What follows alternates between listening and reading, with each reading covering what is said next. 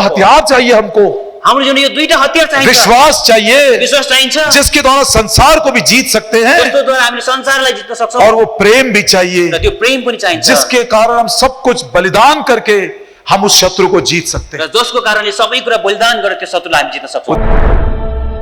ये हुआ, सरप्राइज हुआ यहाँ पढेर म एकदमै अचम्म लाग्यो। जब हम चरवाहे की बात करते हैं, जब हामी यसरी गोठालोपनको कुरा गर्छौं, हम ये सोचते हैं हामीले सोच्छौं अब्बा बड़ा खाने को मिलेगा, अब एकदम राम्रो खाना पाइन्छ, कोई घटी नहीं होगी। कुनै पनि कमी हुँदैन। ये दो बड़े बड़े हथियार हैं, यी दुईटा ठुलठुला हतियारहरू ये हो। शारीरिक हथियार नहीं है, यो शारीरिक हतियार होइन, ये आत्मिक हथियार है। यिनीहरू आत्मिक हतियारहरू हो। ये दोनों हथियारों को प्रभु यीशु मसीह ने खुद इस्तेमाल किया। यो दुईटै हतियारलाई परमेश्वरले आफै प्रयोग गर्नुभयो। दाऊद तू तो शेर को भी मारा, तिमीले त सिंहलाई पनि मार्यौ, और तूने बेग से भालू को भी मार दिया। भालुलाई पनि मार्यौ। कौन से वो हथियार थे? त्यो कुन हतियार थियो? हारेकाहरूलाई विजयको सन्देश, मरिरहेकाहरूलाई जीवनको सन्देश, मानवद्वारा ईश्वरीय सन्देश। यो हो मैसेज ऑफ गॉड टीवी।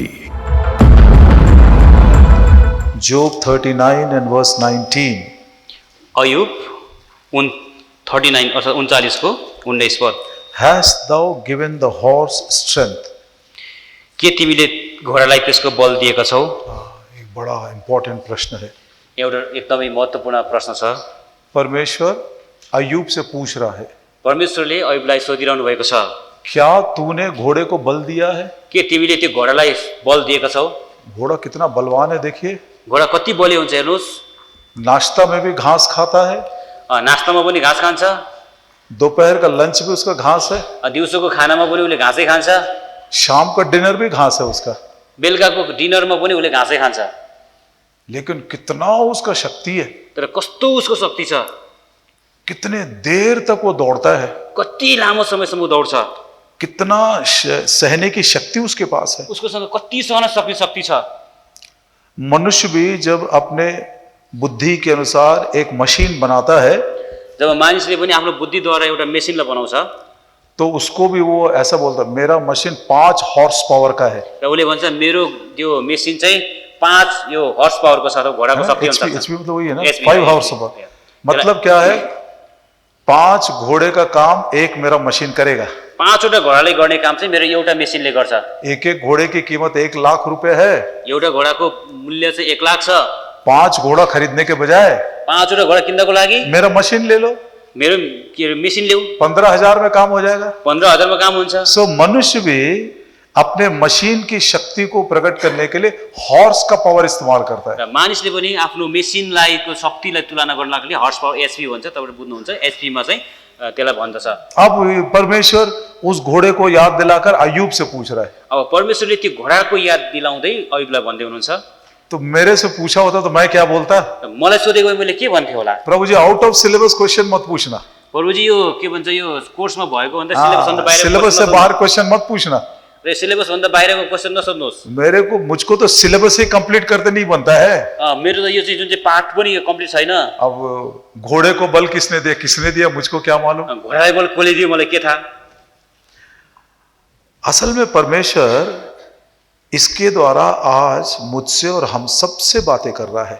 वास्तवमा परमेश्वरले यो द्वारा आज तपाईँ अनि म हामी सबैसँग बात गर्न चाहनुहुन्छ। असल में परमेश्वर यदि क्विज लेना, वास्तवमा परमेश्वरले यदि यो क्विज अथवा हाजिर जवाब आजको प्रश्न जस्तो लिन चाहन्छ, जैसे आपका हमने क्विज लिया, जस्तो आज हामीले लियौं, परमेश्वर यदि एज अ क्विज ले, यदि परमेश्वरले यस्तो क्विज लिनुभयो भने 1000 क्वेश्चंस में मनुष्य एक क्वेश्चन का भी आंसर नहीं दे सकता। 1000वटा क्वेशनमा प्रश्नमा मान्छेले एउटाको पनि उत्तर लेख्न सक्दैन। इसी अय्यूब की किताब में देखिए, यही अयुबको किताबमा हेर्नुहोस्, 9 अध्याय, 9 अध्याय उसका 3रा वचन, त्यसको 3 पद। The book of job chapter 9 and verse 3। Ayub 9 अध्यायको 3 पद। If he will contend with him, he cannot answer him 1 of 1000।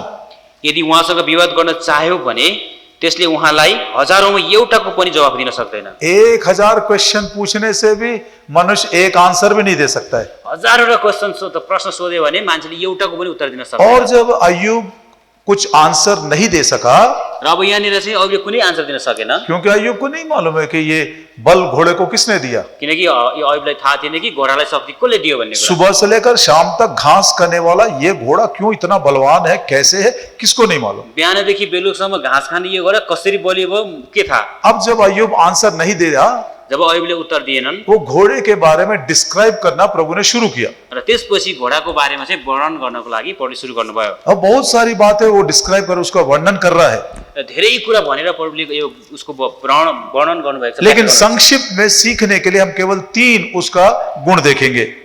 छोटकरीमा सिक्नको लागि हामीले 3 वटा गुणहरू हेर्छौँ। चैप्टर 39 39 अध्याय and verse 21. 21 पद। He poureth in the valley and rejoiceth in his strength. He goeth on to meet the armed men.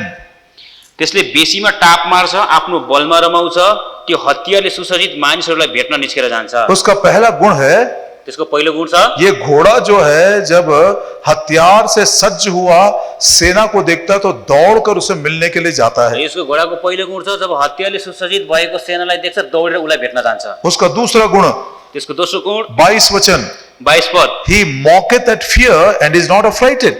त्यसले डरलाई खिसी गर्छ र त्यो हताश हुँदैन।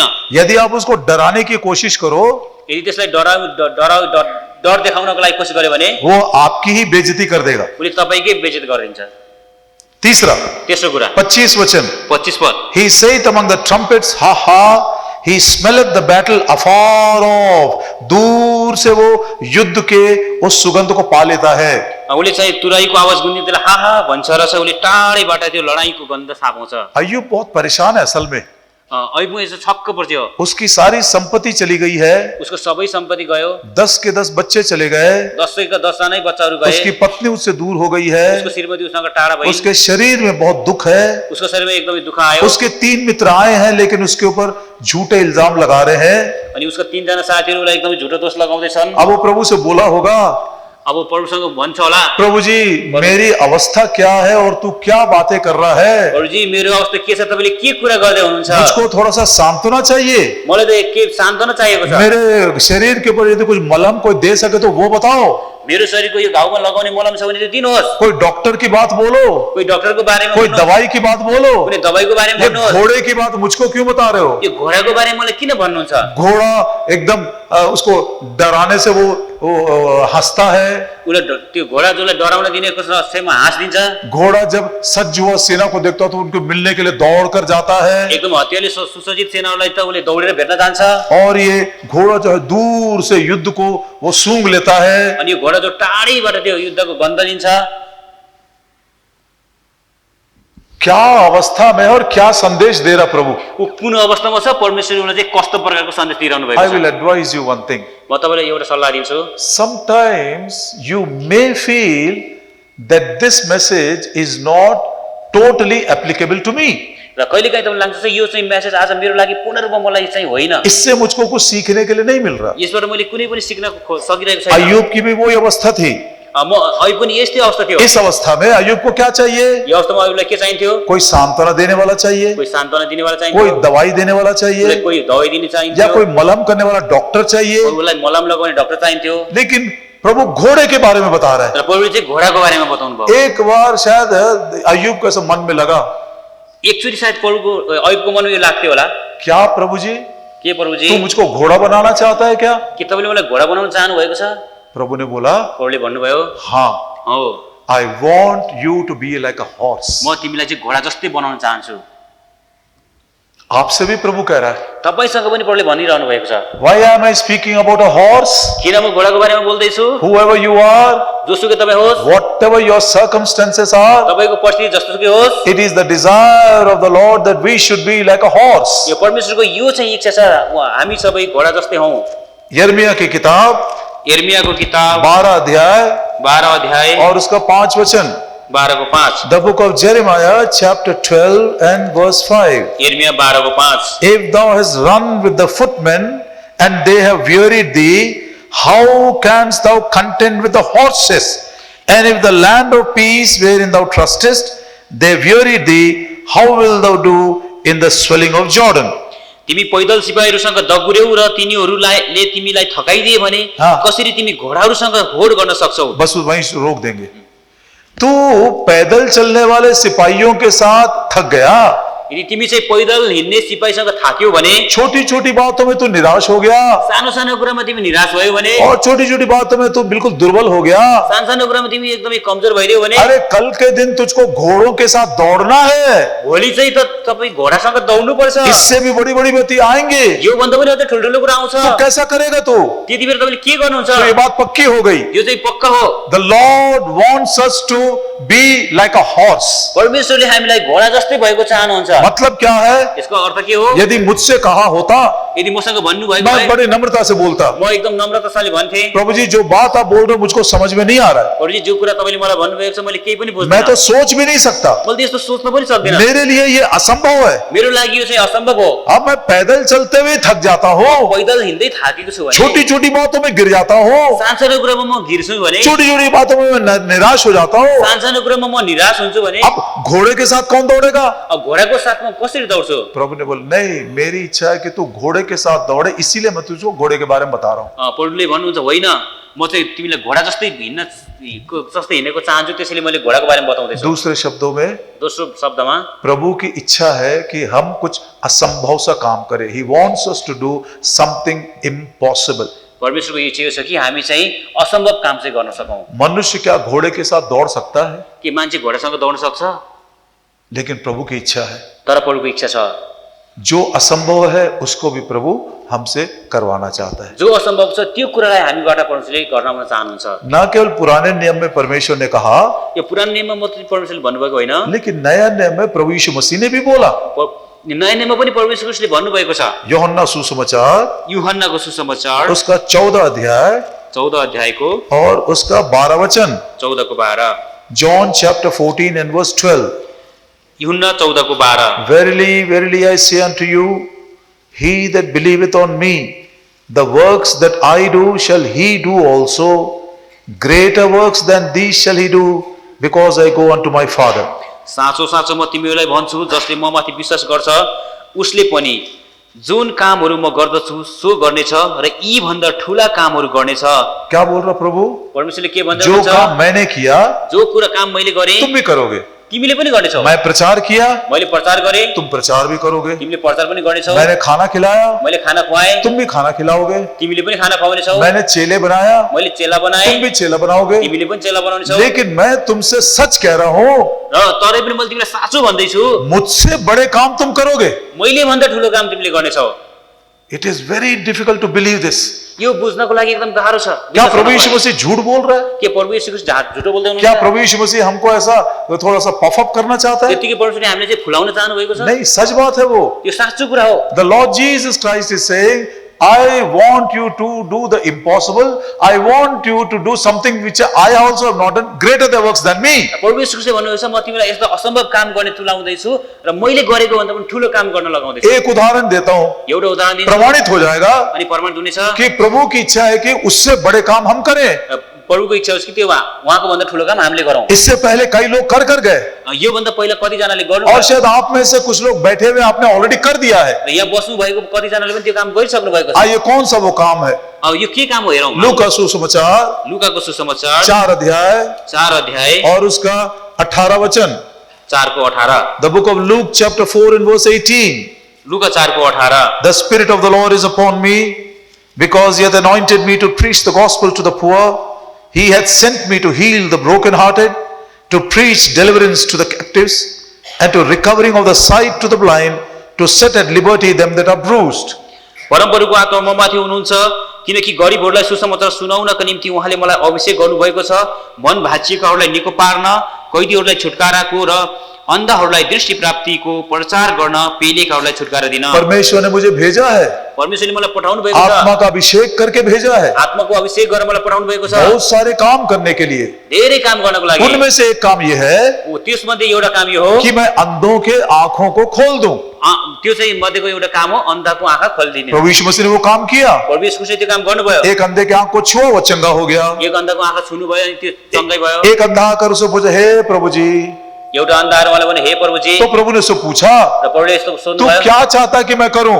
तिमीले मैले के गरेको चाहन्छौ? मैं प्रभु जी मुझको दृष्टि चाहिए। प्रभुजी मलाई त्यो दृष्टि दिनुहोस्। प्रभु ने उसकी आंखें खोल दिया। प्रभुले उसको आँखा खोलिदिनु भयो। अब यही बुलाहट उसने पौलुस को भी दिया। अनि यही बुलावट उहाँले पौलुसलाई पनि दिनुभयो। प्रेरितों के काम प्रेरितको काम उसका 26 अध्याय, 26 अध्याय, Acts of Apostles in chapter 26 प्रेरितको काम 26 अध्याय and verse 18, यसको 18 पद, 17 and 18. 17 र 18 पद। Delivering thee from the people and from the Gentiles, unto whom now I send thee, to open their eyes and to turn them from darkness to light and from the power of Satan unto God, that they may receive forgiveness of sin, inheritance among them which are sanctified by faith that is in me. म तिमीलाई तिम्रो आफ्नै जातिबाट र अन्य जातिहरूबाट छुटकारा दिनेछु, जसका म अब तिमीलाई पठाउँछु, तिनीहरूका आँखाहरू खोल्नको लागि, उनकी आंखों को खोलने के लिए किनीहरूको आँखा खोल्नको लागि परमेश्वर पिता ने प्रभु यीशु मसीह को भेजा। परमेश्वर पिताले प्रभु यीशु ख्रीष्टलाई पठाउनु भयो। अंधों को दृष्टि देने के लिए अन्धहरूलाई दृष्टि दिनको लागि प्रभु ने वो काम पूरा कर दिया। प्रभुले त्यो काम पूरा गर्नुभयो। और प्रभु यीशु ने कहा, अनि प्रभु यीशु ख्रीष्टले भन्नुहुन्छ, तुम मुझसे बड़े काम करोगे। तिमीले मैले भन्दा ठुलो काम और गर्नेछौ। प्रभु ने पौलुस को बुलाकर कहा, अनि प्रभुले पाउललाई बोलाएर भन्नुभयो, अन्य जातियों के बीच में मैं तुझको भेज रहा हूं, अन्य जातिहरूको बीचमा मैले तिमीलाई पठाउँदै छु, उनकी आंखों को खोलने के लिए। तिनीहरूको आँखा खोल्नको लागि। ये जब तू आंख खोलेगा, अनि तिमीले जब आँखा खोल्नेछौ, ये अंधकार में से ज्योति में आएंगे, यिनीहरू अन्धकारबाट ज्योतिमा आउनेछन्, शैतान के राज्य में से परमेश्वर के राज्य में आएंगे, शैतानको राज्यबाट परमेश्वरको राज्यमा आउनेछन्, और ये लोग क्षमा प्राप्त करेंगे। यिनीहरूले क्षमा प्राप्त गर्नेछन्। और उसके बाद त्यसपछि विश्वास से जो पवित्र किए हुए लोग हैं, उनको मीरास मिलते है, उसमें भी वो जाएंगे। अनि विश्वासबाट पवित्र पारिएकोले चाहिँ त्यो पैतृक सम्पत्ति मिरास पाउँछ, त्यहाँ पनि यिनीहरू जान्छ। दूसरे शब्दों में दोस्रो शब्दमा प्रभु यीशु मसीह ने जब आंखों को खोला, प्रभु यीशु ख्रीष्टले जब आत्मालाई खोल्नुभयो, उन्होंने क्या क्या किया किसी को नहीं मालूम। उनीहरूले के गरे उनीलाई थाहा, कसैलाई वो थाहा छैन। भौतिक आंखें हैं। त्यो भौतिक आँखा हुन्। ये भौतिक आंखों को ठीक करने वाले दुनिया में कितने लोग हैं डॉक्टर, र यो भौतिक आँखालाई ठीक गर्नको लागि संसारमा कति धेरै डाक्टरहरू छन्, कितने लाखों के तादाद में डॉक्टर्स हैं। कति धेरै डाक्टरहरू छन्। लेकिन मन की आंखें खोलने के लिए, तर मनको आँखा खोल्नको लागि, अंतर्दृष्टि खोलने के लिए, अन्तर्दृष्टि खोल्नको लागि, उनकी आंखों को खोलने के लिए यिनीहरूको आँखा खोल्नको लागि कौन सा काम कठिन है? कुन चाहिँ काम कठिन छ? फिजिकल आइज ओपन करना कठिन है या स्पिरिचुअल आइज? यो भौतिक आँखा खोल्नको लागि कठिन छ अथवा आत्मिक आँखा खोल्नको लागि कठिन छ? आत्मिक आंख खोलना कठिन है, आत्मिक आँखा खोल्नको लागि वो भी कठिन छ। बड़ा काम है। त्यो पनि ठुलो और काम हो। पौलुस ने उसको पूरा किया। र पौलुसले त्यो काम पूरा गर्नुभयो। जिसकी आत्मिक आंखों को वो खोल देता था, जसको आत्मिक आँखा उनले खोलिदिन्थे, वो ज्योति में आ गया, उनीहरू ज्योतिमा आए, राज्य में आ गया, राज्यमा आए, क्षमा मिला, क्षमा पाए, संतों के साथ मीरास भी मिल गया। अनि सन्तको साथै त्यो पैतृक सम्पत्ति पनि एक छोटा सा उदाहरण मैंने दिया। एउटा छोटो उदाहरण मैले दिएँ। अब ये विश्वास करने की शक्ति होनी चाहिए। अब यो विश्वास गर्नको लागि शक्ति चाहिन्छ। मैं चाहता हूं कि तू घोड़ों के साथ दौड़े। म चाहन्छु कि तिमी घोडाको जस्तै दौड। क्या पवित्र शास्त्र में कोई था ऐसा का पवित्र शास्त्रमा कतै छ यो जो घोड़े के समान दौड़ता था? घोडासँग जस्तै दौड्छ? हाँ, एक उदाहरण है, एउटा उदाहरण छ। उसका नाम है दाऊद। उसको नाम हो दाऊद। दाऊद एक युद्ध का घोड़ा है। दाऊद एउटा युद्धको घोडा हो। He is a war horse। ऊ चाहिँ एउटा युद्धको घोडा हो। अब मैंने 3 गुण लक्षण उसमें से निकाला। अब उसको 3टा गुणहरू म निकाल्छु। जब परमेश्वर ने कहा था, जब परमेश्वरले भन्नुभयो, पहला गुण क्या है? पहिलो गुण के हो? वो आर्मी के जब वो सेना को देखता है, सज्ज सेना, उसके पास दौड़ कर जाता है। जब त्यो लडाईको सेनालाई देख्छन्, हतियार सुझ्दै त्यहाँ दौडेर जान्छन्। और वो घोड़े का दूसरा गुण क्या है? घोडाको दोस्रो गुण के हो? यदि आप डराने की कोशिश करोगे, वो हंसता है। यदि उसलाई चाहिँ डर देखाउन थाल्यो भने उ चाहिँ हाँस्न थाल्छ। और तीसरी बात, तेस्रो कुरा, युद्ध को वो दूर से पहचान लेता है। युद्धलाई टाढैबाट उसले थाहा पाइदिन्छ। How wonderful these qualities about a horse। यो घोडाको कस्तो अद्भुत यो उसको गुण हो। आपको ये जो हॉर्स के बारे में परमेश्वर ने बताया ना, आपको किसी भी यूनिवर्सिटी के किताब में नहीं मिलेगा। गूगल सर्च कर लीजिए, नहीं मिलेगा।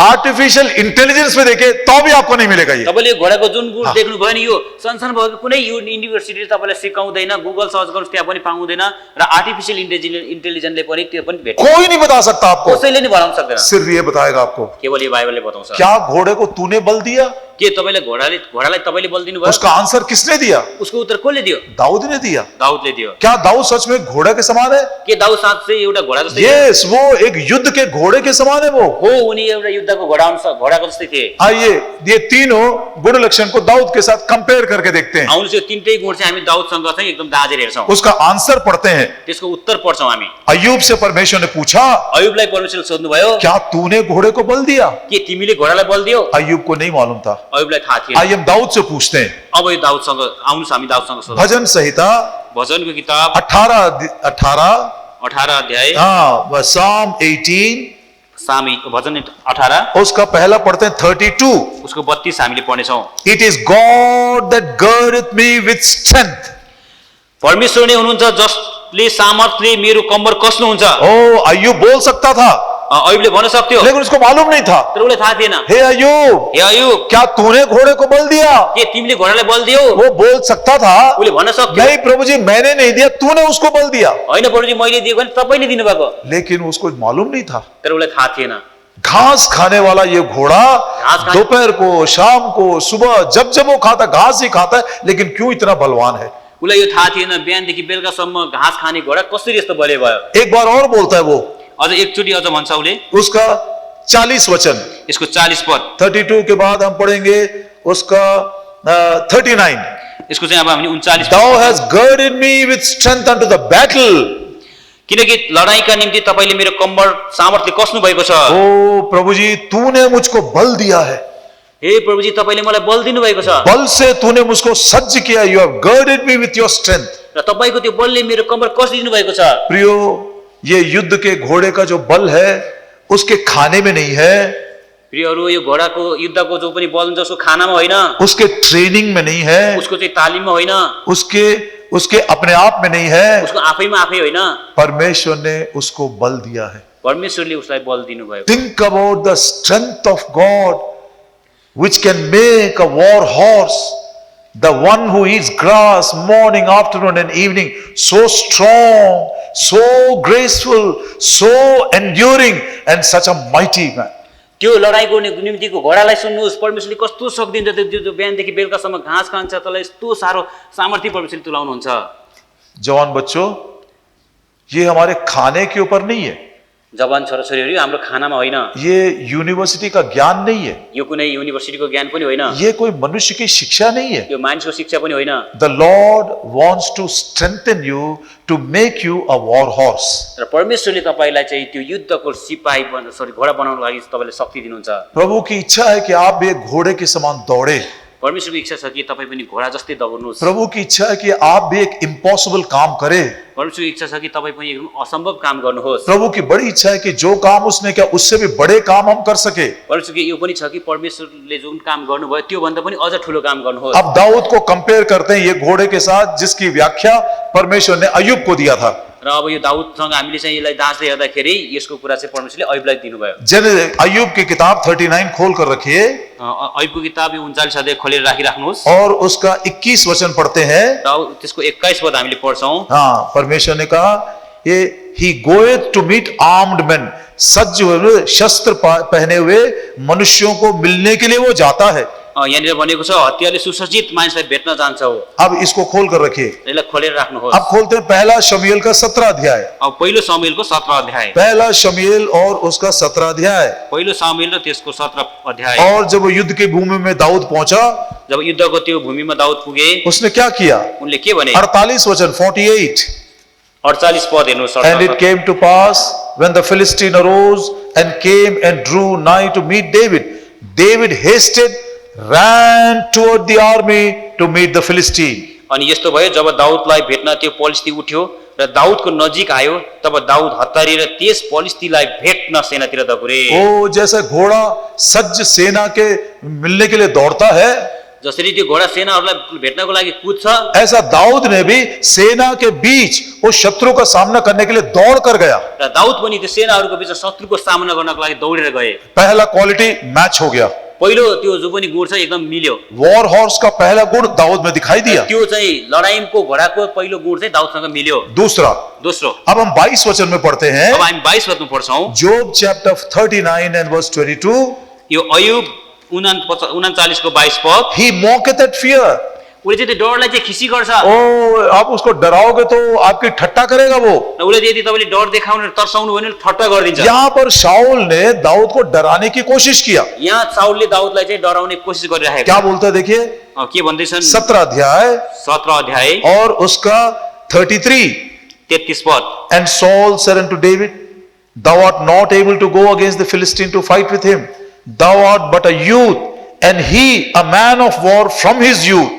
अनि साउलले दाऊदलाई भने तिमी त्यस पलिस्तीसँग लड्नको निम्ति त्यसको विरोधमा जान सक्दैनौ, किनभने तिमी त केटै रहेछौ, तर तर त्यो त आफ्नो केटौरी अवस्थादेखि नै एक युद्ध हो। उसको डराने की कोशिश किया शाऊल।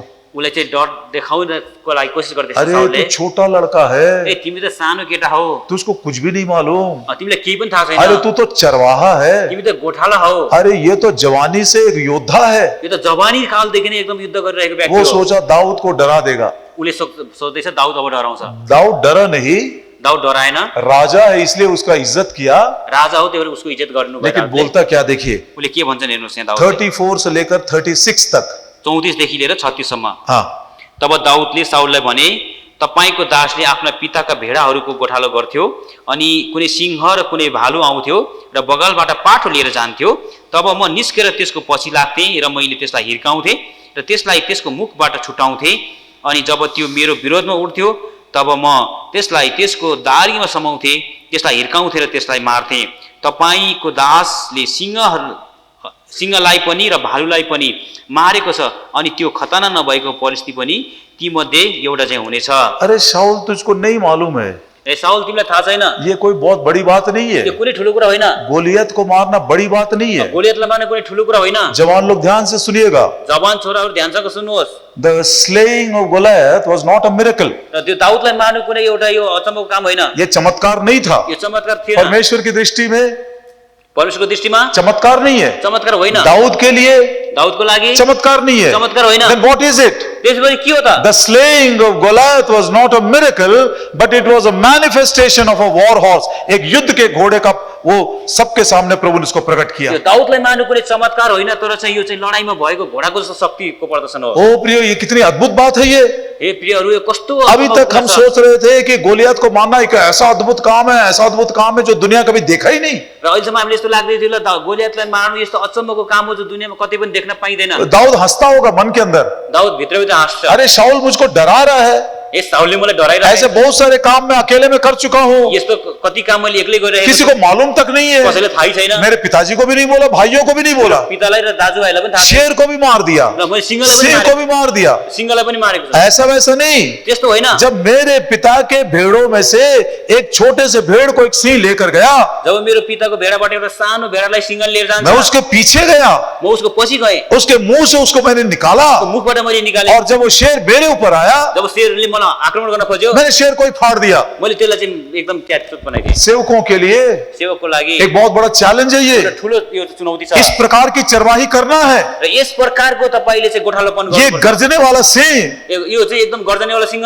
ये शैतान जो है यो शैतान जो छ, किसको फाड़ खाले घूम रहा है। र कसलाई बारो के अरे त्यो लुसाउ भने यसरी हिँडिरहेको छ। कभी कभी छोटी छोटी भेड़ों को पकड़ लेता है, कहिले कहिले सानो सानो भेडालाई चाहिँ उसले समत्छ, और हम जैसे चरवाहे, र हामी जो चाहिँ एकदम गोठाला छौं, ये केवल हरी हरी घास खिलाने की बात नहीं है। यो हरियो हरियो घाँस खुवाउनु मात्रै होइन। मैं ये पढ़कर बड़ा ये हुआ, सरप्राइज हुआ यहाँ पढेर म एकदमै अचम्म लाग्यो। जब हम चरवाहे की बात करते हैं, जब हामी यसरी गोठालोपनको कुरा गर्छौं, हम ये सोचते हैं हामीले सोच्छौं अब्बा बड़ा खाने को मिलेगा, अब एकदम राम्रो खाना पाइन्छ, कोई घटी नहीं होगी, कुनै पनि कमी हुँदैन, ओ हरा हरा घास मिलेगा, अनि हरियो हरियो घाँस पाउँछ, ये मिलेगा वो मिलेगा। त्यो पाइन्छ त्यो पाइन्छ। लेकिन दाऊद का वो अनुभव नहीं है। र दाउदको त्यो अनुभव छैन। चरवाहे का अनुभव क्या है दाऊद का, देखिए, यो चाहिँ गोठालोको अनुभव के हो दाउद? यहोवा मेरा चरवाहा है, यहोवा परमेश्वर मेरो गोठालो हुनुहुन्छ, मुझे कोई घटी नहीं होगी, मलाई कुनै घटी हुने छैन, हरी हरी चराइयों में मुझको बैठाता है। हरियो हरियो चरमा उहाँले मलाई बसाउनुहुन्छ। ये खाने पीने की बात नहीं है, खाने र पिउनेको कुरा होइन, खाना पीना हो गया, खाना पिना भयो, पेट भर गया है, पेट भरियो, तृप्त हो गया है। तृप्त भयो। अब जिस घास को खा रहा था उसी घास में लेट गया है वो। अब जुन घाँस खाइरहेको त्यही घाँसमा चाहिँ सुत्छ। This is the final purpose of the चरवाहा। यो चाहिँ गोठालोको चाहिँ अन्तिम लक्ष्य हो। ओ भेड़ों को रेस्ट देना, उसले चाहिँ भेडोलाई चाहिँ एकदम आराम दिनु। इस बात को पढ़ते हैं यसलाई हामीले पढ्नेछौँ एजिकियल की किताब, एजेकियलको किताब, उसका 34 अध्याय, त्यसको 34 अध्याय, एजिकियल चैप्टर 34 एजेकियल 34 और उसका 15। त्यसको 15 पद। I will feed my flock and I will cause them to lie down। म आफैले मेरा भेडाहरू चराउने छु र म आफैले तिनीहरूलाई लेट्न लगाउने छु। ओ यहोवा मेरा चरवाहा है, मुझे हरी हरी चराइयां खिलाता, वो नहीं बोल रहा दाऊद।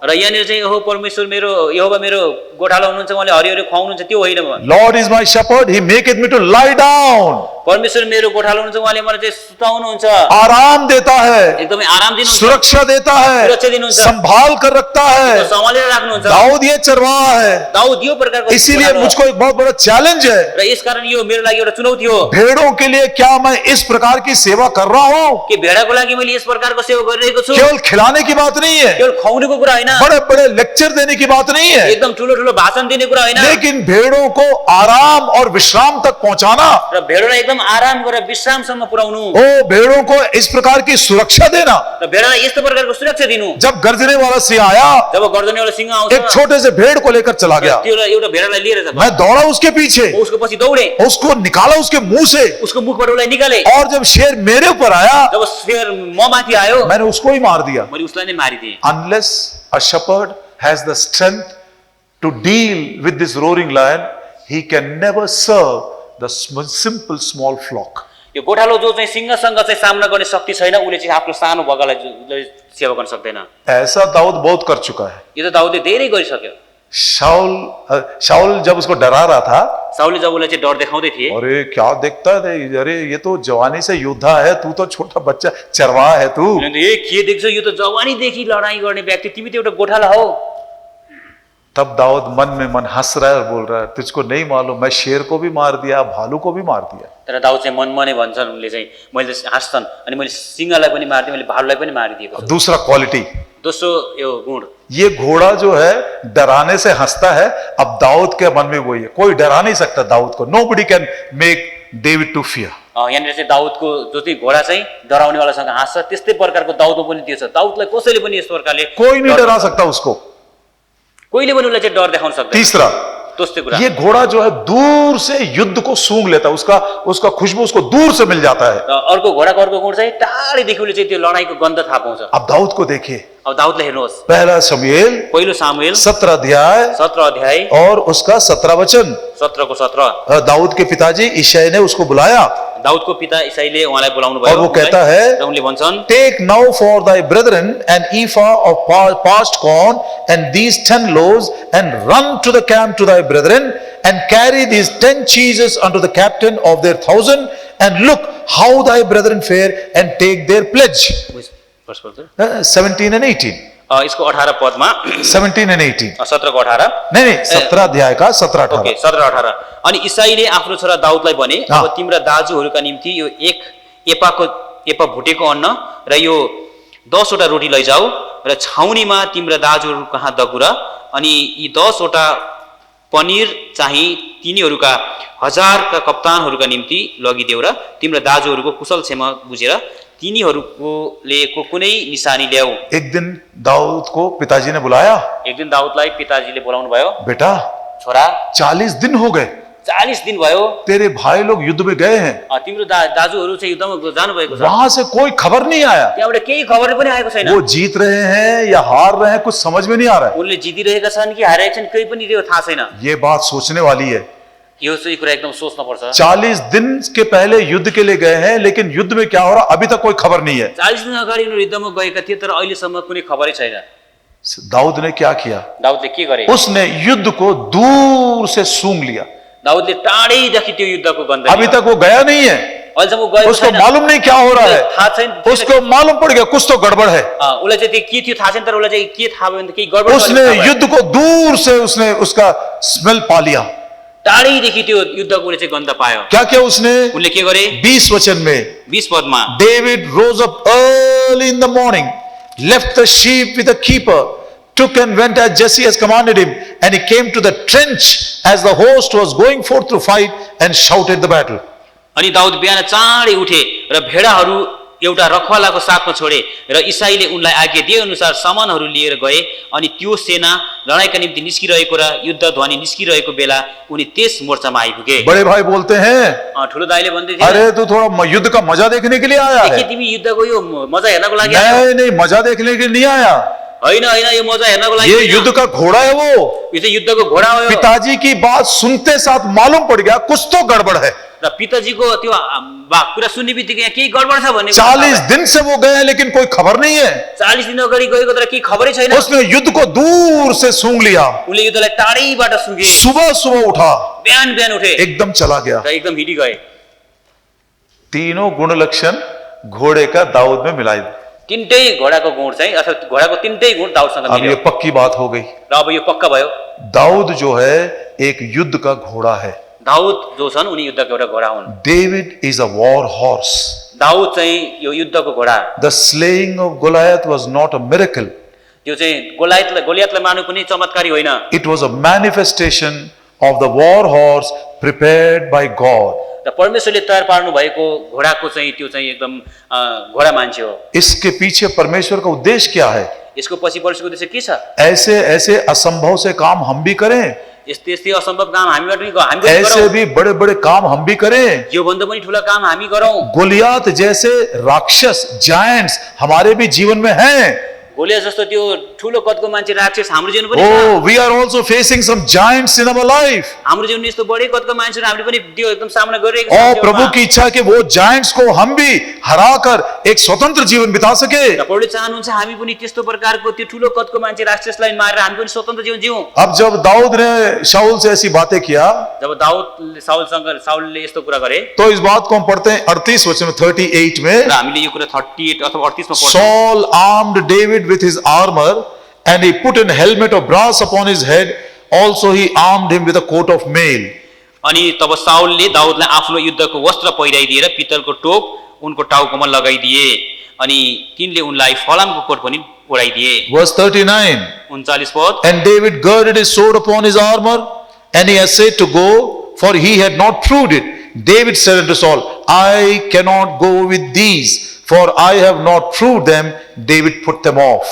अनि दाउदले तिनको तरबार र तिनको युद्धको वस्त्रमाथि भिरे र हिँड्ने कोसिस गरे, किनभने उनले तिनलाई अभ्यास गरेका र हेरेका थिएनन्। अनि दाउदले साउललाई भने, म यिनलाई पहिरेर जान सक्दिन, किनकि मैले यिनलाई अभ्यास गरेर हेरेको छैन। शाऊल ने अपना उसको पूरा अस्त्र शस्त्र हथियार पहना दिया। साउलले उनको पूरा शस्त्र अस्त्र हतियार दाउदलाई पहिराइदिए। पहनने के बाद दाऊद कहता है, पहिरेपछि दाउदले भन्छन्, मैंने कभी भी इनको इस्तेमाल नहीं किया। मैले यिनलाई कहिले पनि अभ्यास गरेको छैन। मैं इसको इस्तेमाल करना नहीं जानता। मैले यिनलाई प्रयोग गर्न जानेको छैन। इसलिए उसने छोड़ दिया। त्यसकारण उनले त्यो छोडिदिए। अब फिर हम दाऊद से पूछते हैं, र फेरि उनले दाउदसँग सोध्छन्, दाऊद दाउद तू तो शेर को भी मारा तिमीले त सिंहलाई पनि मार्यौ, और तूने बेग से भालू को भी मार दिया। भालुलाई पनि मार्यौ। कौन से वो हथियार थे? त्यो कुन हतियार थियो? कितना सुंदर ये जवाब आज के दिन आपको हमको मिलता है। र कति सुन्दर उत्तर तपाईको लागि र आज हामीलाई मिल्छ यहाँ। दूसरा करन्थी दोस्रो कोरिन्थी उसका 10 अध्याय 10 अध्याय, सेकंड कोरिन्थियंस चैप्टर 10 दोस्रो कोरिन्थी 10 अध्याय उसके 4 और 5 में पढ़ते हैं। र 4 र 5 मा हामी पढ्छौं। सेकंड कोरिन्थियंस चैप्टर 10 दोस्रो कोरिन्थी 10 अध्याय माफ करिएगा 3 and 4। Raw 3 raw 4। Though we walk in the flesh, we do not war after the flesh, for the weapons of our warfare are not carnal, but mighty through God to the pulling down of the strongholds. किनकि शरीरमा हिँडे तापनि हामी शरीर अनुसार चाहिँ लडाई गर्दैनौं, किनकि हाम्रो लडाईका हतियारहरू शारीरिक छैनन्, तर किल्लाहरू भत्काउनको लागि परमेश्वरद्वारा सामर्थ्य छन्। हम शरीर में चल रहे हैं, हामी शरीरमा हिँडिरहेका छौं, हम भी खाते पीते हैं, हामी पनि खान्छौं पिउँछौं, लेकिन शरीर के अनुसार नहीं चलते, तर हामी शरीर अनुसार चल्दैन, हिँड्छौं, आत्मा की अगुवाई में चलते हैं। आत्माको अगुवाईमा हिँड्छौं। ये आत्मा प्रभु यीशु मसीह ने विश्वास करने वालों को दिया है। यो आत्मा परमेश्वर यीशु ख्रीष्टले विश्वास गर्नेलाई दिनुभएको छ। और जो हथियार हमारे हैं, र जो हतियार हाम्रो छ, जो युद्ध के हैं, जो युद्धको हो, वो शरीर के नहीं है, त्यो शरीरको होइन, बड़े सामर्थी हैं। बडो सामर्थ्य छ। शत्रु शैतान के बड़े बड़े गढ़ों को भी वो गिरा देते हैं। शत्रु शैतानको ठुलठुलो किल्लाहरूलाई पनि त्यसले भत्काइदिन्छ। कुछ ऐसे विश्वासियों को जानता हूं मैं, कोही यस्ता विश्वासीलाई मैले जानेको, सालों सालों के उद्धार पाने के बाद भी वर्षौं पछि उद्धार पाएर पनि कुछ ऐसी उनके अंदर निर्बलता आ गई है, र उनीहरूको जीवनमा यस्तो कमजोरिता आयो, उसके ऊपर जय नहीं पा सक रहे, त्यो माथि उनीहरूले जय पाएकै छैन, बार बार उसमें गिरते जा रहे हैं। बारम्बार त्यसमा लडेको गर्छ, वो मानो एक राक्षस बन गया उनके लिए। र मानव त्यो उनको लागि एउटा राक्षस बनेको छ। गोलियत के समान एक जायंट के समान है।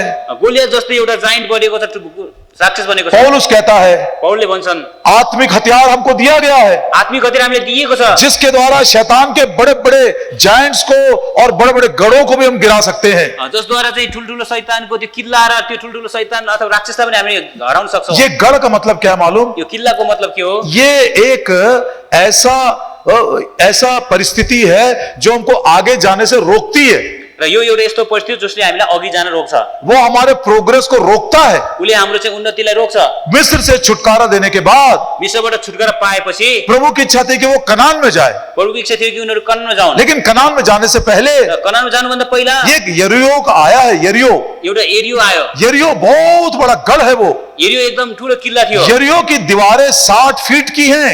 एरियोको त्यो पर्खाल चाहिँ 60 फिटको थियो एक दीवार के ऊपर 4-4 रथ दौड़ सकते हैं। र एउटा त्यो पर्खालमाथि चाहिँ 4 रथहरू कुद्न सक्थे। जब तक ये यरीहो को नहीं गिराएंगे जबसम्म त्यो एरियोलाई ढलाइँदैन वो कनान में पहुंच नहीं सकते। उनीहरू चाहिँ त्यो कनानमा पस्नै सक्दैन। सो शैतान ऐसे ऐसे गढ़ों को बनाए रखा है जो हमारे प्रोग्रेस को रोकता है। र शैतानले यस्तो प्रकारको गढहरू बनाएर राखेको जसले हाम्रो चाहिँ यो उन्नतिलाई चाहिँ रोकिदिन्छ। दूसरी तरफ ऐसा भी देख सकते हैं, दोस्रो प्रकारले यसरी नि हेर्न सक्छौं, कुछ ऐसी बात हमारे अंदर निर्बलता दुर्बलता आ गई है कुनै कुरा यस्तो हाम्रो भित्र चाहिँ अगाडि चाहिँ यो दुर्बलता निर्बलता आउँछ जो हमारे परमेश्वर के पर्पस को आगे बढ़ाने के लिए रेजिस्ट करता रहता है। जो परमेश्वरले हाम्रो अगाडि बढाउनु उद्देश्यलाई चाहिँ एकदम रोकिदिन्छ। Sometimes the hardness of our heart also becomes like a stronghold. We are resisting the very purpose of God to share His glory. कहिलेकाहीँ चाहिँ हाम्रो हृदयको कठोरता नै परमेश्वरको त्यो महिमाको लागि जो पनि उहाँले बाँड्न चाहन्छ त्यसलाई रोक्ने साधन बनिदिन्छ। या कोई निर्बलता है, या कोही चाहिँ एकदम कमजोर छ, या कोई गलती है जिसमें बार बार हम गिरते रहते हैं। यहाँ त्यस्तो गल्ती छ जहाँ हामी बारम्बार लड्छौं। ये आर्मी वाले ऐसा करते हैं। र आर्मी वालाले यस्तो गर्छन्। वो जो सर्वे करते हैं, जब उनीहरूले चाहिँ कुनै पनि कुराको सर्वे गर्छन्, उन्होंने एक छोटा सा एरिया उसको स्पॉट किया र उनीहरूले चाहिँ एउटा सानोलाई एउटा स्पोर्ट ठाउँ और उसके ऊपर उन्होंने एक बॉम्ब गिरा दिया। र उनी त्यसमाथि उनले बम गिराउँछन्। एक बार गिर गया, एकचोटि सक्सेसफुल हो गया, र सफल भयो, दूसरी बार गिराते हैं, फेरि दोस्रोचोटि गिराउँछन्, तीसरी बार, तेस्रोचोटि, और उसको बॉम्ब मार मार कर इतना बड़ा खड्डा कर देते हैं कि टैंक्स भी जा नहीं सकता, लोग पैदल भी जा नहीं सकते। र अनि त्यहाँनिर चाहिँ बारम्बार बम खसाएर त्यस्तो यस्तो खाल्डो बनाउँछन्, त्यहाँनिर चाहिँ त्यो ट्याङ्क पनि जान सक्दैन र मान्छेहरू पनि जान सक्दैन। बिल्कुल रास्ता बंद हो गया। र पूर्ण रूपमा चाहिँ बाटो बन्द हो। शैतान को मालूम है मेरी क्या निर्बलता है। शैतानलाई थाहा छ मेरो के छ कमजोरी। What is that weakness which is troubling me for the last 5 years and 10 years, even 20 years? र मेरो त्यो निर्बलता के छ जसले मलाई चाहिँ बारम्बार समस्या बनाइरहेको छ 20 वर्ष 10 वर्षको। किसी को पैसों का, कसैलाई पैसाको, किसी को सुख विलास का, कसैलाई सुख विलासको, किसी को पावर का, कसैलाई शक्ति, ओ कई प्रकार की बातें हैं। अनि कति प्रकारको बात। ऐसे स्ट्रॉन्ग होल्ड्स को गिराना इतना आसान नहीं है। र यो एकदमै बलियो घोडालाई गिराउन सजिलो छैन। राक्षस को गिराना इतना आसान नहीं है। राक्षसलाई गिराउनको लागि सजिलो छैन। हम भी अपने जीवन में जायंट्स को फेस कर रहे हैं। हामीले पनि हाम्रो जीवनमा यस्तो राक्षसहरूको सामना गरिरहेको छौं। मैं हमेशा 3 आइसक्रीम लाता हूं घर में, म जहिलेसुकै घरमा 3 आइसक्रिम ल्याउँछु। मेरे मिसेस के लिए, मेरे दोनों बच्चों के लिए। मेरो श्रीमतीको लागि 2टा छोराछोरीको लागि। एक दिन मेरी बेटी पूछी, एक दिन मेरो छोरीले सोधिन्, daddy why you always bring only 3 ice creams? बाबा किन तपाईले सधैँ 3टा मात्रै आइसक्रिम ल्याउनुहुन्छ? आई टोल्ड हर, मैले उहाँलाई भने उलाई ice cream is not my temptation. र आइसक्रिम चाहिँ मेरो परीक्षा होइन। आइसक्रीम से मैं टेम्प्ट नहीं होता हूं। र यो आइसक्रिमबाट म चाहिँ परिचित हुँदिन। मेरा टेम्पटेशन कूल ड्रिंक्स है। र मेरो चाहिँ परीक्षा भनेको यो चाहिँ चिसो पेय पदार्थ हो। शुगर भी है लेकिन एक ग्लास भर के कूल ड्रिंक पी लूंगा। र मलाई सुगर पनि छ तर एक गिलास भएर चाहिँ म चाहिँ त्यो चिसो पेय पदार्थ। ऐसा शैतान को भी मालूम है शैतानलाई पनि यो कुरा थाहा मेरा छ। क्या टेम्पटेशन है, मेरो चाहिँ परीक्षा के हो, मेरा लाइक्स क्या है, मेरा डिसलाइक्स क्या, सब मालूम है उसको। मेरो इच्छा के हो अथवा मलाई मन पर्ने के हो मन नपर्ने के हो सबै उसलाई थाहा छ। एक बार यदि गिरा दिया, एकचोटि गिराइदियो भने, दूसरी बार, दोस्रो चोटि, तीसरी बार, तेस्रो चोटि, 10वीं बार, दसौं चोटि, 100 बार, 100औं चोटि, अब मुझको लग रहा है कि ये निर्बलता मेरे जीवन से कोई नहीं निकाल र सकता। अनि मलाई लाग्छ कि यो मेरो निर्बलतादेखि मलाई कसैले निकाल्न ये एक सक्दैन। जायंट के समान बन गया मेरे लिए। र मेरो लागि एउटा राक्षस जस्तो बनेको। ओ ऐसों के लिए प्रभु का ये संदेश है। र यस्तोको लागि नै प्रभुको यो सन्देश छ। The Lord wants you to become a giant killer. र प्रभुले तपाईलाई चाहिँ एकदम यो राक्षसलाई मार्ने तुलाउनुहुन्छ। अब जब ये दाऊद शाऊल के उस अस्त्र को पहना, जब दाऊदले त्यो साउलको त्यो वस्त्रलाई पहिरे, मैं इसको नहीं पहन सकता, उनले भने मैले पहिर्न उसने सक्दिनँ, छोड़ दिया छोडिदिनु भयो और उसने परमेश्वर के हथियार को पहन लिया। र उनले परमेश्वरको हतियारलाई पहिरे। इफिसियों की पत्री एफिसीको किताब 6 अध्याय, 6 अध्याय, the book of efficiency in chapter 6, एफिसीको किताब 6 अध्याय, इफिसियों की पत्री 6 अध्याय और उसका 11 और 12। एफिसी 6को 11 र 12। हाँ, शैतानका धूर्त युक्तिहरूको विरोधमा खडा हुन सक्नलाई हाँ। परमेश्वरका सारा हतियारहरू धारण गर, हाँ। किनकि हामी मासु र रगतको विरोधमा कुस्ती लड्दैनौं, हाँ। तर प्रधानहरूको विरोधमा, अधिकारीहरूको विरोधमा र यस संसारको अन्धकारका शासकहरूको विरोधमा, आकाशी स्थानमा भएका आत्मिक दुष्टताको विरोधमा लड्दछौं। हमारे युद्ध किससे है? हाम्रो लडाई कोसँग छ? लहू और मांस से नहीं है। यो मासु र रगतको होइन। मैं आपसे हाथ जोड़कर विनती करता हूं, म तपाईलाई हात जोडेर बिन्ती गर्छु, whoever he may be, जो जोसुकै तपाईँ हुनुहोस्, Man is not our enemy. मान्छे हाम्रो शत्रु होइन, लहू और मांस का मनुष्य हमारा शत्रु नहीं है। रगत र मासुको मानिस हाम्रो शत्रु होइन। अंधकार की शक्तियां, अन्धकारको शक्ति, बड़े बड़े प्रधानताएं, बडे बडे प्रधानताहरू, वो जो हमारे लिए एक टेम्पटेशंस को लाकर गढ़ के समान हमको बार बार गिराते रहते हैं, उसले हामीलाई एकदमै परीक्षा लिएर हामीलाई एकदमै लडाइरहन्छ, उसके विरोध में हमारी लड़ाई है। त्यसको विरोधमा हाम्रो लडाइँ हो। Is anybody feeling that there is somewhere I have been falling for the last 5, 10, 20 years and I don't know who can give me victory? कसैलाई यस्तो लागिरहेको छ, 4-5 विगत 4-10-5 वर्षदेखि मलाई यस्तो कुराले लडाइरहेको छ र कसले मलाई विजय देला भन्ने लागिरहेको छ। वो निर्बलता के बारे में बोलने के लिए भी डर लगता है, शर्म भी लगता है। र त्यो निर्बलताको लागि बोल्नको लागि डर लाग्छ, लाज लाग्छ। आज प्रभु आपसे बात कर रहा है, आज प्रभु तपाईसँग बात गरिरहनु भएको छ। क्या तू घोड़े को बल दिया? के तिमीले घोडालाई बल दियौ? नहीं प्रभु जी, मैंने नहीं दिया, होइन प्रभुजी, मैले दिएको होइन, तूने दिया है। तपाईले दिनुभयो। दाऊद कहता है, दाउदले भन्छन्, तूने मुझको युद्ध के लिए स्ट्रेंथ से एकदम कमर कस दिया है। तपाईले मलाई युद्धको लागि एकदम शक्तिले कम्मर कसिदिनु भएको छ। अब दाऊद ने क्या किया? अब दाउदले के गरे? आर्मर ऑफ सॉल को छोड़ दिया त्यो साउलको हतियारहरूलाई चाहिँ छोडिदिए एंड आर्मर ऑफ गॉड को पहन लिया। र परमेश्वरको हतियारले चाहिँ सुसज्जित भए। अब देखते हैं दाऊद ने उस परमेश्वर के हथियार को कैसे अपनाया। अब हेर्नुहोस् दाउदले त्यो परमेश्वरको हतियारलाई कसरी अपनाए। पहला शमूएल पहिलो शमूएल 17 अध्याय, 17 अध्याय, 1 Samuel and chapter 17, पहिलो शमूएल 17 अध्याय और उसका पहला पढ़ेंगे 45 र हामीले पहिला 45 Then said David to the Philistine, Thou comest to me with a sword and with a spear and with a shield, but I come to thee in the name of the Lord of hosts, the God of the armies of Israel, whom thou hast defied. तब दाउदले त्यस पलिस्तीलाई भने, त म कहाँ तरबार, भाला र बर्छी लिएर आउँछस्, तर म चाहिँ त कहाँ सेनाहरूका परमप्रभु इजरायलका सेनाहरूका परमेश्वरको नाममा आउँछु, जसलाई तैँले ललकारेको छस्। ये कौन सा हथियार है? यो कुन चाहिँ हतियार हो? विश्वास। विश्वास। किसके ऊपर? कोसमाथि? तू भाला तलवार लेकर आया है, तिमी त भालो र तरवार लिएर आएको छौ, शरीर के हथियार लेकर आया है, शरीरको हतियार लिएर आएको छौ, लेकिन मेरे पास जो हथियार है वो विश्वास है। तर मेरो साथमा जो पनि हतियार छ त्यो विश्वास The हो। name of my God, मेरा परमेश्वरको नाम, जिस नाम से दुष्ट आत्माएं कांपती हैं, जुन नाममा चाहिँ दुष्ट आत्मा काम छ, जिस नाम से परमेश्वर ने प्रॉमिस किया मैं तुम्हारी हर एक प्रार्थना को सुन लूंगा, जुन नाममा परमेश्वरले प्रतिज्ञा गर्नुभएको छ म तिम्रो सबै प्रार्थना सुन्छु, जिस नाम में मनुष्य को उद्धार मिलता है, जुन नाममा मानिसलाई उद्धार पाइन्छ, how powerful is that name. त्यो नाम कति शक्तिशाली उस छ, नाम में मैं आया हूं, त्यो नाममा म आएको छु। वो विश्वास मजबूत होना चाहिए। त्यो विश्वास एकदम बलियो हुनुपर्छ। दूसरा हथियार, दोस्रो हतियार, उसका 26 वचन, यसको 26 पद, 1 Samuel chapter 17 and verse 26, यी पहिलो सामुएल 17 को 26, दूसरा लाइन, दोस्रो लाइन, आखिरी line, Who is this uncircumcised Philistine that he should defy the armies of the living God?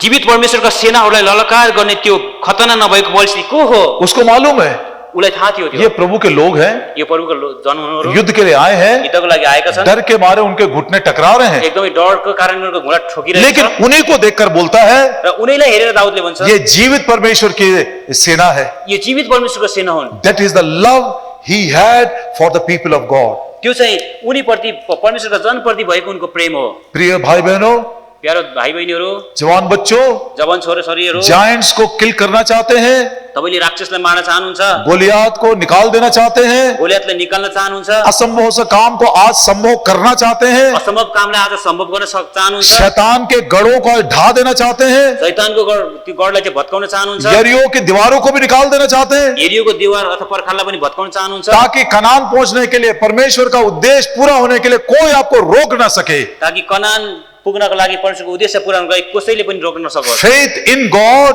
परमेश्वरमा विश्वास गर्नुहोस् and love for the people of God. र परमेश्वरको जनलाई प्रेम गर्नुहोस्। Faith in God, परमेश्वरमा विश्वास गर्नुहोस् प्रभु के लोगों के लिए प्रेम। र परमेश्वरका जनको लागि प्रेम। इफिसियों की पत्री इफिसीको पत्री 1 अध्याय 1 अध्याय और उसका 15 वचन। 1 को 15, इफिसियों की पत्री 1 अध्याय 15 वचन। इफिसी 1 को 15। Wherefore I also, after I heard of your faith in the Lord Jesus and love unto the saints. यसै कारण प्रभु येशूमा भएको तिमीहरूको विश्वास र सबै पवित्र जनहरूप्रति भएको तिमीहरूको प्रेमको विषयमा सुनेर प्रभु यीशु मसीह में विश्वास प्रभु येशू ख्रीष्टमा विश्वास और संतों के लिए प्रेम, र पवित्र जनहरूको निम्ति प्रेम, ये बात पौलुस एक बार और दोहराता है। यो कुरा पौलले अझै एकचोटि दोहोऱ्याउँछन्। कुलुस्सियों की पत्री कलसीको किताब उसका पहला अध्याय पहिलो अध्याय 4 वचन, 4 पद। since we heard of your faith in Christ Jesus and of the love which you have to all the saints. किनकि ख्रीष्ट येशूमा भएको तिमीहरूको विश्वास र सबै पवित्र जनहरूप्रति भएको तिमीहरूको प्रेमको विषयमा हामीले सुन्यौं। ये दो बड़े बड़े हथियार हैं। यी दुईटा ठुलठुला हतियारहरू ये हुन्। शारीरिक हथियार नहीं है, यो शारीरिक हतियार होइन, ये आत्मिक हथियार है। यिनीहरू आत्मिक हतियारहरू ये हुन्। दोनों हथियारों को प्रभु यीशु मसीह ने खुद इस्तेमाल किया। यो दुईटै हतियारलाई परमेश्वरले आफै प्रयोग गर्नुभयो। प्रभु यीशु मसीह का विश्वास प्रभु येशू मसीहको और विश्वास, प्रभु यीशु मसीह का प्रेम, प्रभु येशू मसीहको ये प्रेम, दो हथियार कैसे इस्तेमाल किया? यो दुईटा हतियारलाई कसरी प्रयोग गर्नुभयो? भजन संहिता भजनको किताब उसका 16, 16, द बुक ऑफ साम 16 भजन 16 और उसकी आयत है 10 वचन। 16 को 10। उसका विश्वास देखिए प्रभु यीशु मसीह का, प्रभु येशू मसीहको विश्वास हेर्नु। thou will not leave my soul in hell, neither will thou suffer thine holy one to see corruption.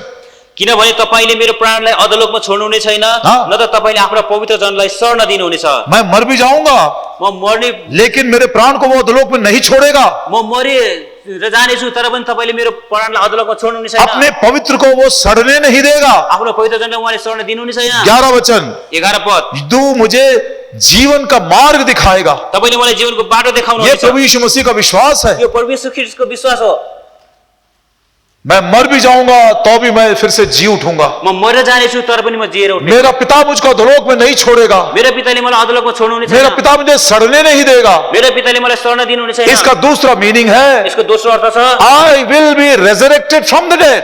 म चाहिँ मृत्युदेखि पुनः उत्थित हुनेछु। अब उसको उसके विश्वास का आदर कैसे किया परमेश्वर ने? अब हेर्नुस् उसको विश्वासको आदर कस्तो छ परमेश्वरले कस्तो जब वो गर्नुभयो। कब्र में दफना दिया गया था, जब उहाँलाई त्यो चिहानमा राखिएको थियो, 1 दिन 2 दिन 3 दिन पूरे हो गए, 1 दिन 2 दिन 3 दिन पूरा भयो, और जब सप्त के पूरा होने के बाद, र त्यो सबै कुरा पूरा भएपछि, सप्त मतलब सैबत डे पूरा होने के बाद, त्यो विश्राम दिन पूरा हुनेपछि, मैं सप्ताह का पहला दिन, र हप्ताको पहिलो दिन मरियम मगदलिनी और दूसरे स्त्री आई है वहां पर। मरियम मगदलिनी र अरू स्त्रीहरू आए। जब उन्होंने कब्र को देखा, जब त्यो चिहानलाई देखे, कुछ नहीं है वहां पर, केही पनि थिएन त्यहाँ। एक प्रभु यीशु मसीह का शरीर है नहीं वहां पर। त्यहाँ प्रभु येशू ख्रीष्टको शरीर थिएन त्यहाँ।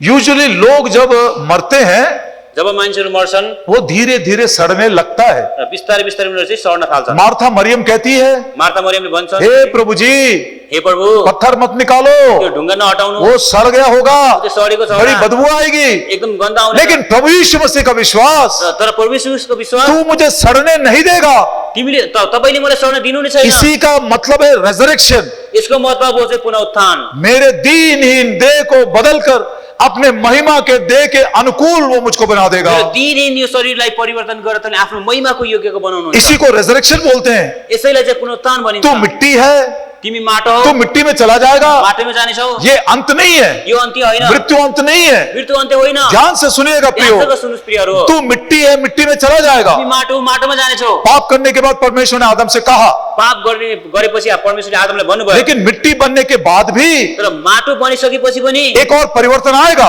एउटा परिवर्तन आउनेछ। पहला परिवर्तन आया पहिलो परिवर्तन आयो जब मैंने उद्धार पाया, जब मैले उद्धार पाएँ। दूसरा परिवर्तन आया दोस्रो परिवर्तन आयो जब मेरा जीवन सैंक्टिफाई हुआ, जब मेरो जीवन पवित्रकरण भयो। तीसरा परिवर्तन आया तेस्रो आयो जब मैं मर गया, जब म मरे। चौथा परिवर्तन चौथा परिवर्तन जरूर आएगा। जरुर निश्चय आउँछ। कब आएगा? कहिले आउँछ? जब प्रभु यीशु मसीह बादल की सवारी में आएंगे। जब प्रभु यीशु बादलको सवारीमा आउँछ। उतना ही मिट्टी, त्यति नै माटो, जितना का मैं मिट्टी बन गया हो, जति माटो म बनेको छु, एक एक ग्राम बदलकर महिमा के देह में प्रभु यीशु मसीह के समान बन जाएगा। एक एक गरम बदलेर प्रभु यीशुको महिमाको समान बन्नेछ। ये कहानी नहीं है, यो एउटा कुनै कथा दिस इज द होइन। Physical resurrection of Lord Jesus Christ. यो चाहिँ प्रभु यीशु ख्रीष्टको एकदम भौतिक शरीरको ये मेरा विश्वास है उसके ऊपर। यो मेरो उहाँमाथिको विश्वास हो। वो आत्मा जिसने प्रभु यीशु मसीह को मरे हुए में से जिलाया, जुन आत्माले प्रभु यीशु ख्रीष्टलाई मरेकोबाट जिलाउनु भयो, वो आत्मा यदि मेरे अंदर निवास कर रहा है, यदि त्यो आत्मा म भित्र पनि निवास गर्नुभएको छ, वही आत्मा त्यही आत्मा मरने के बाद मरेपछि मुझको भी जिलाएगा। उहाँले मलाई पनि जिलाउनुहुन्छ। मान लीजिए मेरा वेट 90 किलो का है, मान्नुहोस् कि मेरो त्यो तौल अहिले 90 किलो छ,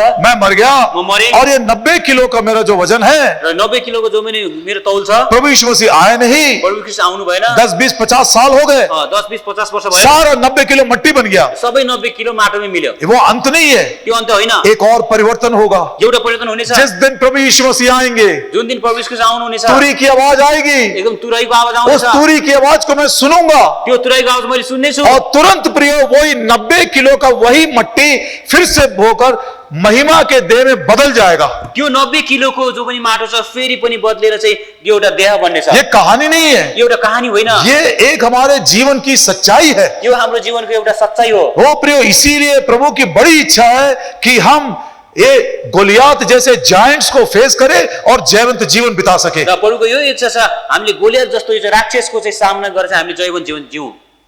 एक विश्वास है उसका, उसको एउटा विश्वास थियो, प्रभु यीशु मसीह का विश्वास, परमेश्वर ख्रीष्टको विश्वास, और उसका प्रेम देखिए। र उहाँको प्रेम हेर्नु। गलतियों का 2:20 में कहता है, गलाती 2:20 मा भनिन्छ, परमेश्वर का पुत्र परमेश्वरको पुत्र जिसने मुझसे प्रेम किया जसले मलाई प्रेम और गर्नुभयो अपने आप को मेरे लिए दे र दिया। आफैले आफैलाई मेरो लागि ये दिनुभयो। 2 हथियार हैं, यो दुईटा हतियार दाऊद ने इस्तेमाल किया। दाउदले यसलाई प्रयोग गरे। मैं यहोवा परमेश्वर के नाम से आता हूँ, म यहोवा परमेश्वरको नामले आउँदैछु, जीवते परमेश्वर की सेना के पक्ष में आया हूँ। जीवित परमेश्वरको सेनाको पक्षमा आएको छु। परमेश्वर के ऊपर उसका विश्वास, परमेश्वर माथिको उनको विश्वास, परमेश्वर के लोगों के लिए उसका प्रेम परमेश्वरका जनहरूप्रतिको उनको प्रेम कितना गहरा होना चाहिए। ये कति गहिरो हुन चाहिन्छ। कभी कभी विश्वास है, कहिले कहिले विश्वास हुन्छ, लेकिन संतों के लिए प्रेम नहीं है। तर विश्वासी जनको लागि प्रेम हुँदैन। कभी कभी संतों के लिए प्रेम है, कहिले कहीँ त्यो सन्तको लागि प्रेम हुन्छ, लेकिन परमेश्वर पर वो विश्वास नहीं है। तर परमेश्वरकोमा विश्वास हुँदैन। और बिना विश्वास के जो कुछ हम करते हैं, बिना विश्वास जे कुनै हामीले गर्छौं सब कुछ सिन पाप है। सबै कुरा पाप हो। That which we do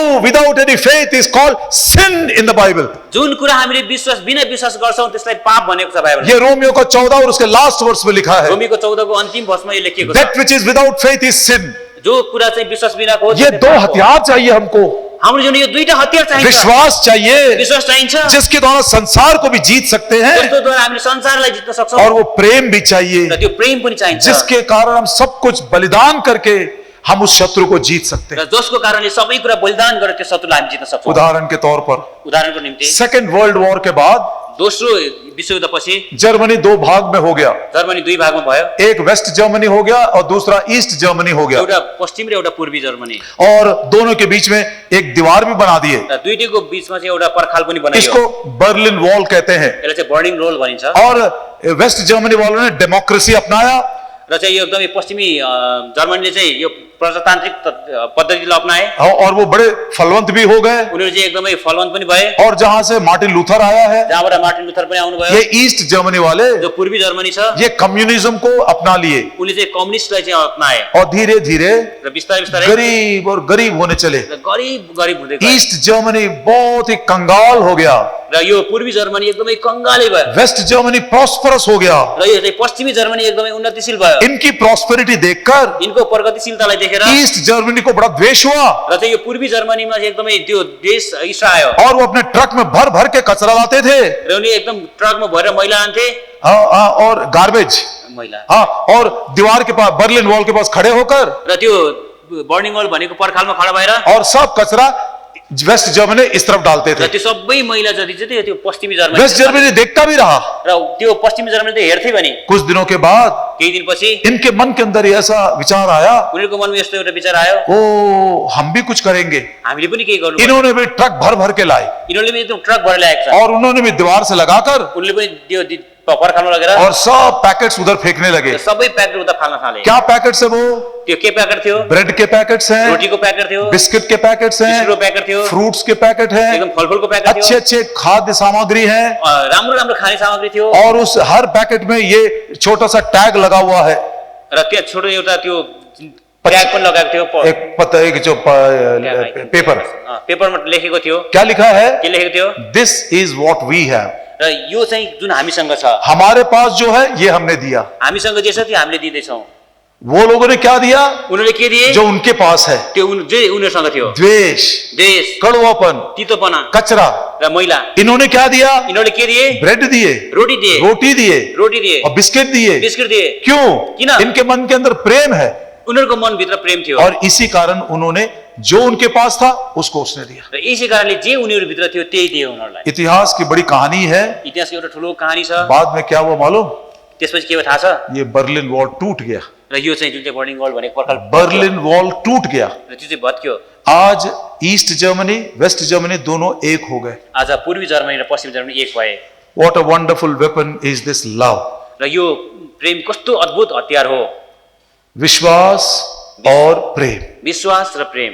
प्रभु करे हमारे हृदय में विश्वास बढ़ता जाए और हमारे हृदय में प्रभु अपने प्रेम को और ज्यादा उंडेलता हुआ चला जाए। प्रभुले हामीलाई यो गरौँ न, हाम्रो हृदयमा विश्वास बढोस्, अझै धेरै हामीले चाहिँ प्रेम पनि हाम्रो हृदय प्रेमले भरियोस्। ये दो हथियार के द्वारा हम गढ़ों को भी ढा सकते हैं और जितने राक्षस जायंट्स है उनको भी हम जीत सकते हैं। यो दुईटा हतियारद्वारा हामीले किल्लाहरूलाई पनि हामीले भत्काउन सक्छौँ र जतिसुकै राक्षस छन् तिनीहरूलाई पनि हामीले हराउन सक्छौँ। जो भी आपके टेम्पटेशंस हैं, जुनसुकै तपाईँको परीक्षा छ, जो आपके प्रोग्रेस को रोक कर रखे हैं, जुन कुराले तपाईँको प्रगतिलाई रोकेर राखेको छ, जिस कनान की महिमा को देने के लिए प्रभु ने आपको छुटकारा दिया है, जुन कनानको महिमा दिनको लागि तपाईँलाई परमेश्वरले छुटकारा दिनुभएको वहां छ, जाने के लिए आप बड़े रुकावट में हैं।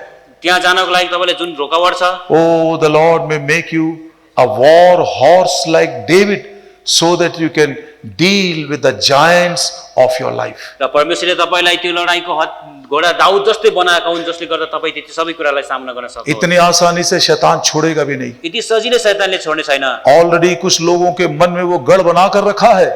पहिले नै कतिजनाको हृदयमा उसले चाहिँ एकदम गढ बनाएर राखेको छ। Oh, these are the strongholds, just like giants, which are impeding our progress, and we are resisting the very purpose of God towards the glory of Canaan. र त्यो कनानको महिमामा जानको लागि कस्तो प्रकारले शैतान यस्तो गढ बनाएर यस्तो बाधा बनेर राखिरहेको छ। एक तरफ एकतिर परमेश्वर का प्रेम परमेश्वरको प्रेम, और दूसरी तरफ अर्को तर्फ ये संसार का प्रेम, यो संसारको प्रेम, सुख विलास का प्रेम, सुखविलासको प्रेम, लव ऑफ सेल्फ। आफ्नैलाई प्रेम गर्नु। प्रभु दया करे। प्रभुले दया गर्नुभएको कौन सा वो बात है जो मुझको परमेश्वर के उद्देश्य को पूरा करने से रोक रही है? र परमेश्वरले दया गरेको कुन कुराले मलाई चाहिँ परमेश्वरको त्यो उद्देश्य पूरा गर्नको लागि रोकिरहेको छ? What is that resistance from my own heart? र मेरो हृदयबाट त्यो रोकावट के छ? Oh Lord, I want to conquer that. प्रभु मलाई त्यो माथि विजय गर्न I want to चाहन्छु। overcome those giants म त्यो राक्षसहरू माथि विजय हुन चाहन्छु। by my faith in you and in your word, र म तपाईँको विश्वास, तपाईँ माथिको विश्वास तपाईँको वचनद्वारा and by my love for the saints and for the people of raw God. पवित्र जनहरू र तपाईँका जनहरूको प्रेमको द्वारा आपके लिए एक प्रॉमिस दे देता हूं मैं। तपाईँको लागि प्रतिज्ञा पनि म दिन्छु। जकरिया नबी की किताब जकरिया भविष्यवक्ता किताब उसका 12 अध्याय 12 अध्याय 8 वचन। त्यसको 8 पद। The book of Zechariah जकरियाको किताब chapter 12 12 अध्याय and verse 8. त्यसको 8 पद। In that day shall the Lord defend the inhabitants of Jerusalem, and he that is feeble among you at that day shall be as David, and the house of David shall be as God, and as the angel of the Lord before them. त्यस दिन परमप्रभुले यरुशलेमका बासिन्दाहरूलाई रक्षा गर्नुहुनेछ अनि त्यस दिनमा तिनीहरू मध्ये जो कमजोर छ त्यो दाउद जस्तो हुनेछ। अनि तुम्हारे बीच में जो कमजोर और निर्बल है वो दाऊद के समान बलवान हो जाएगा। तिमीहरूको बीचमा जो चाहिँ कमजोर र निर्बल छ त्यो दाउदको समान सामर्थ्य हुनेछ। दाऊद के समान परमेश्वर की इच्छा है कि आप एक युद्ध के घोड़े के समान, वॉर हॉर्स के समान बन जाए। परमेश्वरको यो इच्छा छ तपाईँ दाउदको जस्तै त्यो एकदमै लडाईँको घोडा बन्नुहोस्। और जो जायंट्स और राक्षस जीवन में आते हैं उनके ऊपर आप विजय पा सके। जुन राक्षस र जुन चाहिँ पनि यस्तो गोलियत तपाईँको जीवनमा आउँछ त्यो माथि तपाईँले विजय प्राप्त गर्नुहोस्। जैसे दाऊद ने अपने पर्सनल लाइफ में इस जायंट्स को मारा और पब्लिक लाइफ में भी जायंट्स को उसने गिराकर विजय हासिल किया। प्रभु की भी इच्छा है हमारे व्यक्तिगत जीवन में ऐसे विरोध के ऊपर, जायंट्स के ऊपर विजय पाते जाएं और हमारे सामूहिक जीवन में, चर्च लाइफ में भी ऐसे ही हम जयवंत जीवन बिता सके। जसरी दाउदले आफ्नो व्यक्तिगत जीवनमा पनि त्यो राक्षसमाथि विजय गरेर अनि आफ्नो यो चाहिँ एकदमै पब्लिक लाइफमा पनि उनले त्यस्तै प्रकारले जिते, त्यसरी नै हामीले पनि त्यो प्रकारको विजय हासिल गरौँ। May the Lord make us strong like David, even our personal life, and also use us with the strength He has girded us for the church and for the people of God. परमेश्वरले हामीलाई हाम्रो व्यक्तिगत जीवनमा दाउद जस्तै विजय बनाएका हुन् र अनि हाम्रो मण्डलिक जीवनमा पनि क्या तूने इस घोड़े को बल दिया? के तिमीले त्यो घोडालाई बल दियौ? दाऊद बोलता नहीं प्रभु जी, तूने मुझको बल दिया है। दाउदले भन्छन् होइन प्रभुजी, तपाईँले मलाई बल दिनुभयो। और बल देकर एकांत में उसको ऐसे तैयार किया कि वो एक युद्ध के घोड़े के समान बन गया। बल दिएर एकान्त मलाई यस्तो प्रकारले तयार गर्नुभयो कि उसलाई चाहिँ घोडाको जस्तै शक्ति दिनुभयो। So that we may be strong enough to deal with the giants against our life. यसकारण कि हामीले पनि त्यो चाहिँ जायनहरूमाथि अथवा त्यो राक्षसहरूमाथि चाहिँ एकदमै सामना गर्न सकौँ र हाम्रो जीवनमा Those temptations which we have been falling into from quite a long time, they have become like strongholds. We are not able to overcome. Today, the Lord wants to give us victory over those things. जुन परीक्षाहरू हामी लामो समयदेखि हामी त्यसमा चाहिँ चुकिरहेका छौँ, लडिरहेका छौँ, परमेश्वरले आज हामीलाई चाहिँ त्यो माथि चाहिँ विजय दिन चाहनुहुन्छ। और जकरिया 12 अध्याय 8 वचन को प्रभु हमारे लिए पूरा करे। जकरिया 12:8 परमेश्वरले हामीमा पूरा गर्छ। एउटै प्रेममा सिद्ध गर्ने एकै चित्तको भई एउटै कुराको चिन्ता सदैव गरौँ। विश्वासको एकतामा अनियो बनेर विश्वासको एकतामा अनियो बनेर प्रभुको आनन्दलाई पूरा गरौँ। प्रभुको आनन्दलाई पूरा गरौँ। एउटै चाहना हाम्रा प्रभुको, हामी एकतामा रहेको, हामी एकतामा रहेको। अब उसो हामीहरू पराई परदेशी होइनौँ, पवित्र जनहरूसँग सँगै नागरिक हौँ। अब उसो हामीहरू पराई परदेशी होइनौँ, पवित्र जनहरूसँग सँगै नागरिक हौँ। परमेश्वरको घराना हौँ, प्रेरित भविष्यवक्ताहरूको जगमाथि हामी बनाइएका छौँ। परमेश्वरको घराना हौँ, प्रेरित भविष्यवक्ताहरूको जगमाथि हामी बनाएका छौँ। जसको कुनै ढुङ्गो चाहे यीशु ख्रीष्ट आफै हुन्। जसको कुनै ढुङ्गो चाहे यीशु ख्रीष्ट आफै हुन्। उनको वासस्थान बन्न एकसाथ बनिँदै जाउँ। उनको वासस्थान बन्न एकसाथ बनिँदै जाउँ। एउटै छ